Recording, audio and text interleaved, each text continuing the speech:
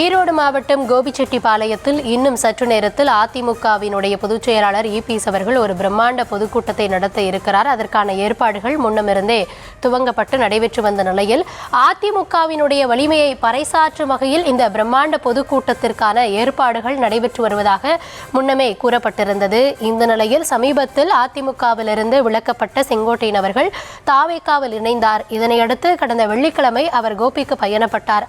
அப்பொழுது அங்கு அவருக்கு ஒரு மிகப்பெரிய வரவேற்பு தொண்டர்களால் வழங்கப்பட்டிருந்தது.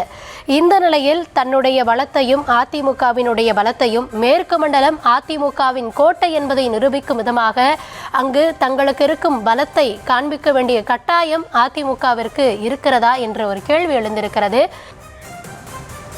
கோபிச்செட்டிப்பாளையத்தில் இன்னும் சற்று நேரத்தில் அதிமுகவினுடைய அந்த பிரம்மாண்ட பொதுக்கூட்டம் அப்படின்றது துவங்க இருக்கிறது.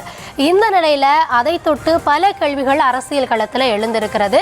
இந்த தருணத்தில் எம்முடைய செய்தியாளர் ராஜேஷ் இணைந்திருக்கிறார். அவர்கிட்டையும் சில விவரங்களை நம்ம கேட்டு பெறலாம். ராஜேஷ் வணக்கம். இன்னும் சற்று நேரத்தில் அந்த பொதுக்கூட்டம் துவங்க இருக்கிறது. ஏற்கனவே 174 தொகுதிகளில் அவர் பிரச்சாரத்தை முடிச்சிட்டாரு. அடுத்த கட்டமான பொதுக்கூட்டம் எங்க இருந்து துவங்குது அப்படின்றப்ப கோபி சமீபத்தில் தான் செங்கோட்டையன் அதிமுகல இருந்து நீக்கப்பட்டிருந்தாரு.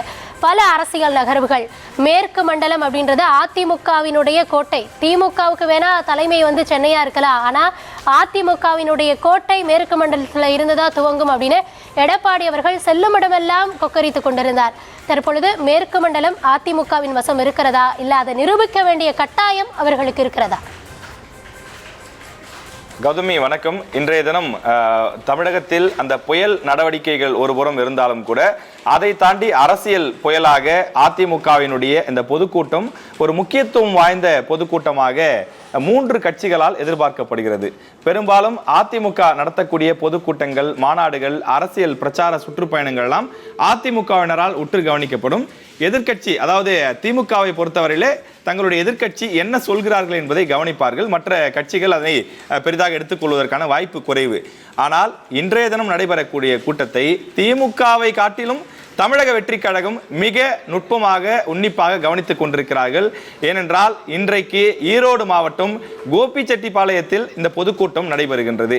ஏற்கனவே நீங்கள் குறிப்பிட்டதை போல 174 தொகுதிகளுக்கு எதிர்க்கட்சி தலைவர் எடப்பாடி பழனிசாமி சுற்றுப்பயணம் மேற்கொண்டிருக்கக்கூடிய நிலையில் அடுத்த தொகுதியாக இன்று கோபி தொகுதியிலே சுற்றுப்பயணத்தை மேற்கொள்கிறார். இது ஒரு சாலை மார்க்கமான சுற்றுப்பயணமாக இல்லாமல் அந்த ஒட்டுமொத்த மாவட்டமும் ஓரிடத்திலே இணைந்து ஒரு பிரம்மாண்ட பொதுக்கூட்டமாக அதனை நடத்துவதற்கு அதிமுக சார்பில் திட்டமிடப்பட்டிருக்கின்றது.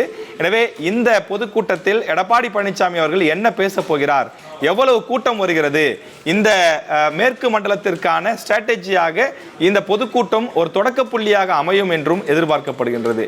காரணம், சமீபத்தில் அதிமுகவிலிருந்து வெளியேறி தாவேகாவில் இணைத்துக் கொண்ட முன்னாள் அமைச்சர் செங்கோட்டையன் கடந்த 50 ஆண்டுகளாக கோபிச்செட்டிப்பாளையத்தை தன்னுடைய கட்டுப்பாட்டில் வைத்திருக்கின்றார். ஏறக்குறைய அதிமுக தொடங்கிய அந்த நாள் முதலே கோபிச்செட்டிப்பாளையம் என்பது செங்கோட்டையன் அவர்களுடைய கட்டுப்பாட்டின் கீழ் தான் இருக்கிறது. இதுவரை அங்கு 9 முறை அவர் போட்டியிட்டு 8 முறை வெற்றி பெற்றிருக்கிறார். 1996 மட்டும்தான் அவர் தோல்வி அடைந்தார். மற்ற தேர்தல்கள் அனைத்திலும் செங்கோட்டையன் மட்டும்தான் வெற்றி பெற்றிருக்கிறார். திமுகவும் சரி அல்லது மற்ற கட்சிகளும் சரி மாறி மாறி வேட்பாளர்கள், பல வேட்பாளர்களை நிறுத்தியும் யாராலும் செங்கோட்டையனை நெருங்கி கூட பார்க்க முடியவில்லை. அந்த அளவுக்கு அந்த தொகுதியை தன்னுடைய கட்டுப்பாட்டில் அவர் வைத்திருக்கிறார். அவர் சுயேட்சையாக நின்றால் கூட வெற்றி பெறுவதற்கான வாய்ப்புகள் இருக்கிறது என்று அநேக அரசியல் விமர்சகர்கள், அரசியல் ஆய்வாளர்கள் தெரிவிக்கக்கூடிய ஒரு முக்கிய தொகுதியாக அந்த தொகுதி இருக்கின்றது. அந்த தொகுதியில் செங்கோட்டையன் தோற்றார் என்று சொன்னால் அது அதிமுகவுடைய தோல்விக்கே வழிவகுக்கும் என்று கடந்த காலங்களிலே சொல்லக்கூடிய அளவுக்கு தன்னுடைய கட்டுப்பாட்டில் வைத்திருக்கக்கூடிய தொகுதி. இன்றைக்கு செங்கோட்டையனுக்கு அந்த தொகுதியில் செல்வாக்கு இருக்கிறதா, அது செங்கோட்டையனுக்கான தனிப்பட்ட செல்வாக்கா அல்லது இரட்டை இலைக்கும் அதிமுகவுக்குமான செல்வாக்கா, அதனை தான் இத்தனை ஆண்டுகளாக செங்கோட்டையன் அறுவடை செய்து கொண்டிருக்கிறாரா என்பதை தெரிந்து கொள்ள போகிற ஒரு தேர்தலாகவும் 2026 அமையப் போகிறது. இன்று மாலை கோபியிலே சுமார் 50,000 பேர் கூடக்கூடிய வகையில் ஒரு பிரம்மாண்ட பொதுக்கூட்டத்திற்கு அதிமுக சார்பில் ஏற்பாடு செய்யப்பட்டிருக்கிறது. அதிமுகவினுடைய பொதுக்குழு கூட்டம் எப்படி வானகரத்தில் பிரம்மாண்டமாக நடைபெறுமோ அதுபோல வழிநெடுக்க வாழை மரங்கள், கரும்பு, தோரணங்கள், பந்தல் என பலவிதமான விஷயங்கள், விதவிதமான பேனர்கள், அதே போல் அந்த கட்சியினுடைய வழிகாட்டிகளான முன்னாள் முதலமைச்சர்கள் எம்ஜிஆர், ஜெயலலிதா ஆகியோருடைய புகைப்படங்கள் அவையெல்லாம் கட்டவுற்று போன்று வைக்கப்பட்டிருக்கிறது. இந்த பொதுக்கூட்டம் என்பதே செங்கோட்டையனுக்கு எதிராகத்தான் நடத்தப்படுகிறது என்று சொல்லப்படுகிறது. ஏனென்றால் செங்கோட்டையன் விலகலால் கொங்கு மண்டலத்தில் மட்டுமல்ல, ஈரோடு மாவட்டத்தில் அல்ல, கோபிச்செட்டிப்பாளையத்தில் கூட அதிமுகவுக்கு எந்த விதமான நெருடலும் இல்லை, நஷ்டமும் இல்லை என்பதை வெளி மாவட்ட மக்களுக்கு நிரூபிப்பதற்காக, காட்டுவதற்காகத்தான் இந்த கூட்டம் என்ற ஒரு பேச்சு இருக்கின்றது. காரணம், செங்கோட்டையன் ஒரு மூத்த தலைவர், பல ஆண்டுகளாக இந்த கட்சியிலே இருந்தவர், மேற்கு மண்டலத்தினுடைய முக்கிய முகங்கள் ஒருவராக இருந்தவர். அப்படிப்பட்ட ஒருவர் அதிமுகவிலிருந்து வெளியேறியது அதிமுகவிற்கு நஷ்டம் என்று சொல்லப்படக்கூடிய நிலையில் அது உண்மை கிடையாது.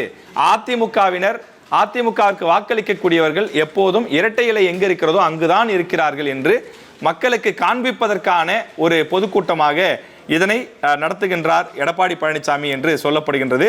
மேற்கு மண்டலத்தை பொறுத்தவரையிலே அதிமுகவினுடைய கோட்டையாக பல ஆண்டுகளாக இருந்து வருகிறது. சமீபத்தில், அதாவது கடந்த 2021 நாடாளுமன்ற, அதாவது சட்டமன்ற தேர்தலின் போது கூட அதிமுக ஒட்டுமொத்தமாக வெற்றி பெற்ற 75 தொகுதிகளில் 30 தொகுதிகள் வெறும் 4 மாவட்டங்களிலிருந்து கிடைத்திருக்கிறது. உதாரணத்திற்கு கோவை மாவட்டத்தை எடுத்துக்கொண்டால் 10 தொகுதி இருக்கிறது, 10 தொகுதியிலும் அதிமுக தான் வெற்றி பெற்றது.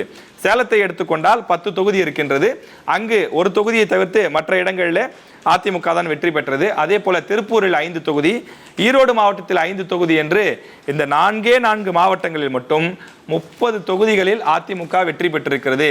மற்ற தொகுதிகளில் சேர்த்துதான் அவர்கள் 45 தொகுதிகளில் வெற்றி பெற்றிருக்கிறார்கள். எனவே மீண்டும் அதிமுக தமிழ்நாட்டில் ஆட்சியை பிடிக்க வேண்டுமானால் அதற்கு மேற்கு மண்டலங்களில் வெற்றி பெற வேண்டியது அவசியம். எனவே இது ஈரோடு மாவட்டத்திற்கு மட்டுமல்ல, ஒட்டுமொத்த கொங்கு மாவட்ட மக்களும் எங்கள் பின்னால் தான் இருக்கிறார்கள், இரட்டை இலைக்கு பின்னால், இபிஎஸ்க்கு பின்னால் தான் மக்கள் இருக்கிறார்கள் என்பதை அனைவருக்கும் நிரூபிப்பதற்கான ஒரு கூட்டமாக இதனை இபிஎஸ் பயன்படுத்துகிறார் என்று சொல்கிறார்கள்.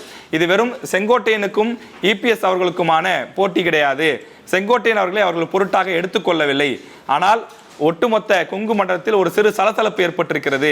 செங்கோட்டையன் சென்றதனாலே மனதளவில் சீனியர்கள் அவர்கள் மனதளவில் வீக்காகி இருப்பதாக சொல்லப்படும் நிலையில் அப்படியெல்லாம் ஒரு விஷயமே கிடையாது என்பதை நிரூபிப்பதற்காக இன்றைய கூட்டத்திற்கு ஏற்பாடு செய்யப்பட்டிருப்பதாக சொல்லப்படுகிறது.